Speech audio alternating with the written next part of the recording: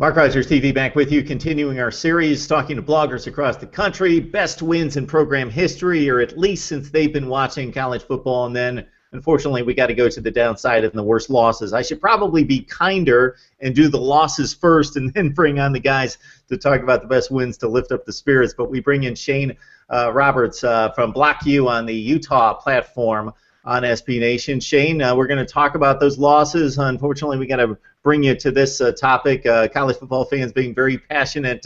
Some of these losses stay with you for a long time. So we're going to give you the stage and let you run down what games really mean something and unfortunately have stayed with you.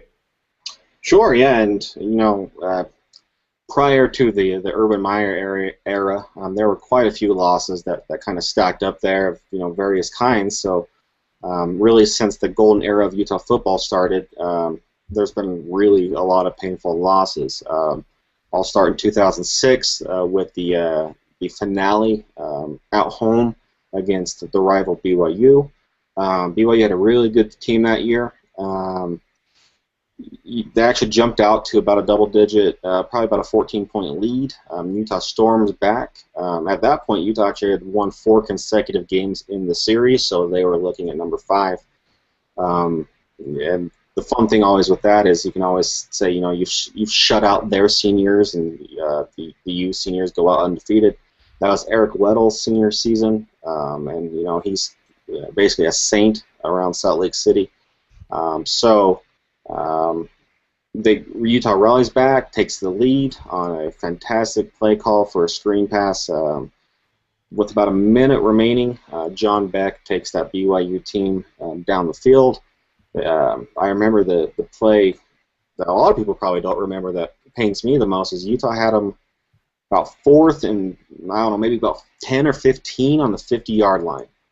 I just kept thinking, this is it. This is where it ends. And for some reason, at times Utah likes to go prevent to kind of mix things up instead of being traditional pressure, and that's what they did there.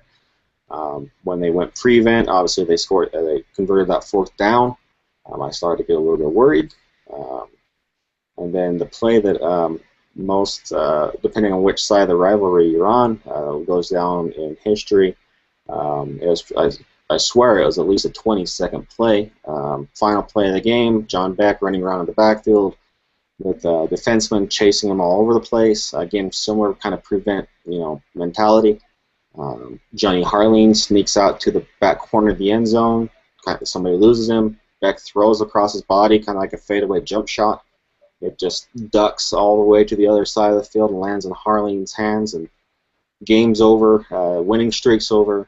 Bragging rights are over, and this really kind of ended the season on a serious sour taste. And it was at home. That was probably the worst part about it. It was at home.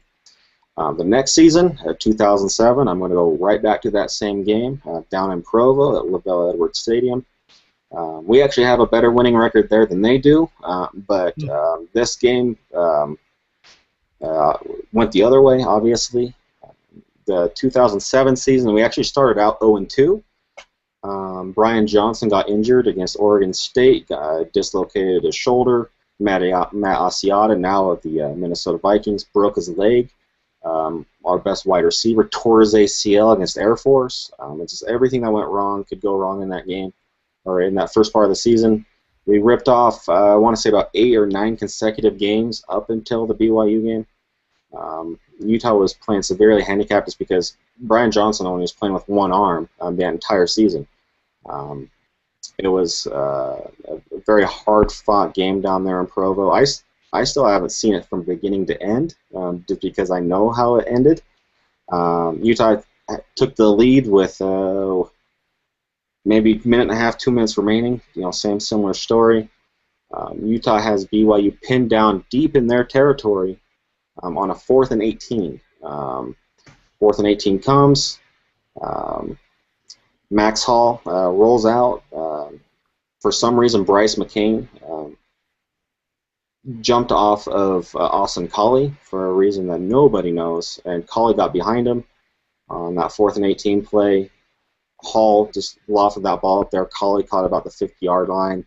ran out of bounds, and then BYU ran down and scored the game-winning touchdown when the game was, for all intents and purposes, over on 4th and 18. But sure enough, and a lot of semi-controversy came out of that game, because after that game, if people aren't aware, Utah is a state school. The University of Utah is a state-owned school, where BYU is a church LDS, church-ran institution. So there's kind of and many of our players are actually LDS as well. So there's kind of the good Mormon versus bad Mormon kind of mentality. And Austin Collie, after that game, said, if you're living right on and off the field, magic happens. And a lot of Ute fans, especially Mormon Ute fans, said, "Excuse me, time out a second." And a lot of controversy came out of that. But that game was painful, because they would have won 9 consecutive games going into the bowl season, and really would have had a really nice winning streak. The next one after that is actually the next loss Utah actually had on their schedule, and that was against UNLV in 2007. Actually, I'm sorry, that was earlier in the year, 2007. Utah just came off of a win over UCLA, who was ranked number 11 at the time at Rice-Eccles Stadium, with a backup quarterback. Brian Johnson, he still wasn't ready to come back yet. Utah completely housed UCLA that night, or that afternoon. Then they go to Vegas the next week. Vegas has been traditionally one of the most awful football programs ever.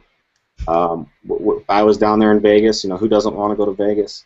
And Utah got shut out 27-0. Just completely derailed any momentum. Completely shut down that team, and just made it really painful. that one was a really hard one to swallow, because the momentum was back. And then obviously they lost to BYU later on the season, and then they didn't lose again until week 3 or 4 of 2009. So they kind of went on a pretty good tear there for a while. Probably the most painful was against TCU in 2010. We had 2 top 5 teams up at Rice-Eccles Stadium. College game day on hand. Not only were BCS talk floating around, but national championship talk was actually being floated around. This was a big one. And Utah got completely shellacked 47-7. They didn't cross the 50-yard line until probably the 4th quarter, the Utes. That one's really painful, just because that Utah team was significantly better than what they showed that day. For some reason, either their heads weren't in it, they were dropping 5-yard outs that would keep drives going. It was the most unusual day of football I've ever seen. Just because a team that you don't get really into the top 10 by accident very often. And that team finished the year still in the top 25. But it came out, we kind of found out after that season that Jordan Wynn had a bad shoulder. He actually hurt his shoulder maybe 2 weeks prior, I believe it was, against Iowa State, when we went down to Ames and beat them like 43-7 or something like that. You can kind of go back and watch the film and see him take a bad hit, and his shoulder popped out, and they popped it back in. The next week against Air Force, he wasn't quite himself, but nobody knew why. And then it's TCU. We just figured, what, he's going to bounce back against TCU. And it came out that after that season, his shoulder was done for, and a couple years later, that's the reason why he ended up having to retire from football. So that TCU one was just very, very, very painful. And then the last one that I can really put out there, because a lot of the losses that Utah's accumulated in the Pac-12, while they've been painful, you can see that they're almost there. You can see that they're just a guy away or a couple plays away. But the one that hurt the most was against Colorado in 2011.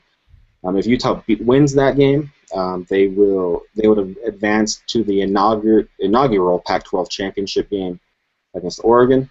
Yeah, sure, they probably would have lost to Oregon, probably would have got smacked around, but they had the game.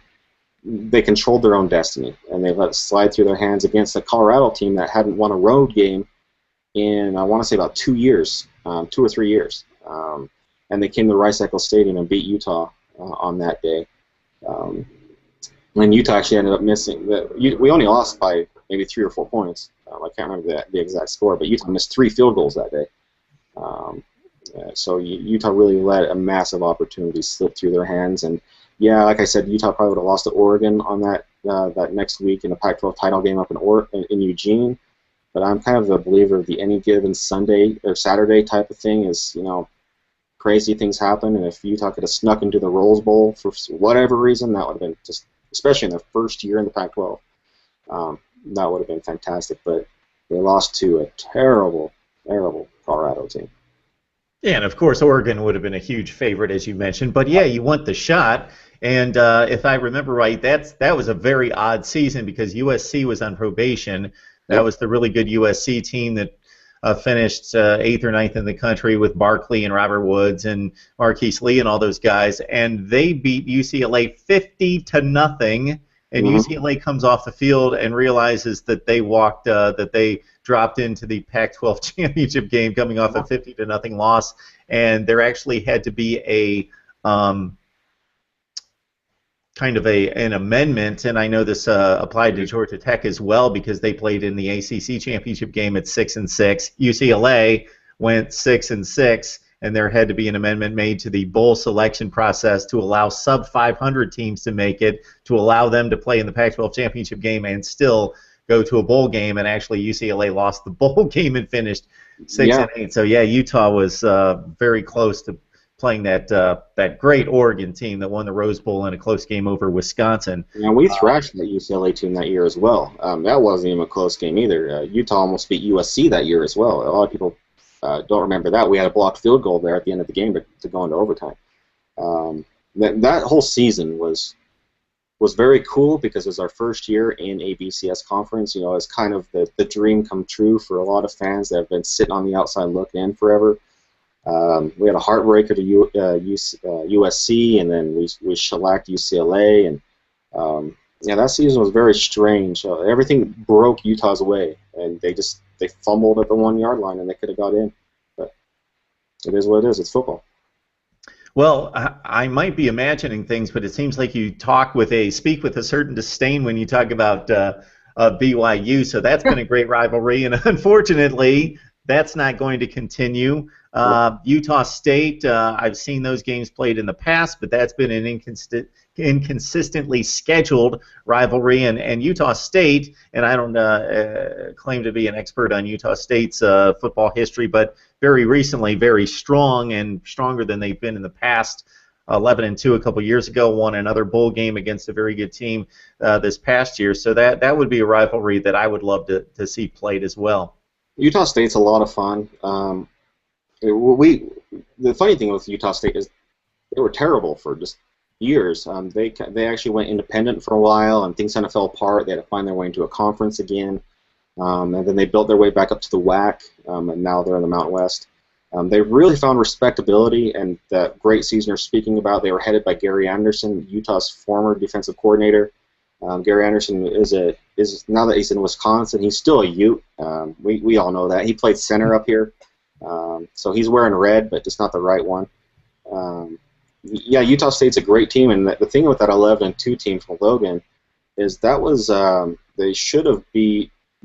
probably should have went undefeated that season. They lost to BYU on a last-second play, and they lost to some BCS team that year too. I can't remember which, but they lost on a missed field goal. Wisconsin. Yeah, Wisconsin. Right? Yeah, I think it was Wisconsin. Yeah, they would have went to the BCS instead of Northern Illinois, and honestly, those two met up this past season in a bowl game, and Utah State beat them. Utah State's got a very, very good program. They're built out of the Utah mold, tough, hard-nosed defenses, tap into the Polynesian pipeline, and just get after people. They kind of have that same chip on the shoulder. The thing with BYU, obviously I listed off a couple losses, and we lost again in 2009. But the funny thing with that series is we've won 4 in a row. We've won 7 out of the last 10, if I remember right, and I want to say like 9 out of 12. BYU may, I don't know if they do anymore, but a lot of people think they might have a bigger name nationally just based off the success they had in the 80s and the 90s. But really since then, Utah's owned BYU. They've dominated BYU. Especially a couple years ago, we beat them 54-10 down in Provo. When they had Jake Heaps, and if you're familiar with the Jake Heap saga going from Provo down to Kansas, and now who knows where he's going. But yeah, Utah's owned that rivalry. Utah's always had the better athletes. They've always had the better players. We've always put more players into the NFL, and that's really shown up in the last couple decades. They've really owned that rivalry, and yeah, that one's ending as well for a couple years. So that one's gonna be very strange, just because it's a very underrated rivalry nationally. Obviously, some people will know about it, but it's when you throw religion into the mix. For many people, it gets heated. Families won't talk to each other. It's obviously, Ohio State, Michigan always gets brought up a lot. I've never been around that one. I can only imagine how hated and heated it is, but I would say this is on par with it just because of the religion aspect of alone. And the little brother, we were the little brother for years, and now that script is flipped because we've been beating them on the field. We are now in the Pac-12 conference. They are an independent on the outside looking in. So things have kind of changed a little bit, and it's sad that one's going away, just for the tradition, and things always feel different on rivalry Saturdays. But when you have 9 conference games, unlike the SEC, and those guys would never know what that's like. When you have 9 conference games, and then you have to schedule. Everybody's got to schedule a patsy, auto win, and then also we have Michigan coming on the schedule with a home and home. I don't fault Chris Hill up at the athletic director for the U for doing the unpopular thing, and that's he essentially has ended the rivalry for 2 years. It's back on starting in 2016 here in Salt Lake, and also 2017. But yeah, that one's going to be different, to say the least. And Utah State, I don't know when we might see them again. Yeah, Utah State head coach Matt Wells has been on our show a couple times. He's a class act. I grew up around Ohio State, Michigan. I worked, covered the SEC for 6 years in the late 90s, so Alabama, Auburn, not that I didn't know about it before going down there, but got a taste of that firsthand going to the games. It's amazing. But I have a friend who went to and graduated from BYU, so I've learned about the Holy War and the intensity there. And again, it doesn't get the national pub that some of these other rivalries get, but it's very intense. Yes, it is. It's something else. Let's just put it that way. It's different than any other rivalry out there. It's very special. And yeah, they've had a very, very good history, and just to see them see the former little brother getting all this pub and all this money now from the Pac-12 conference, it rubs them the wrong way, but it makes us really, really happy. Right, Shane Roberts, BlockU.com. It's the SB Nation platform for Utah athletics.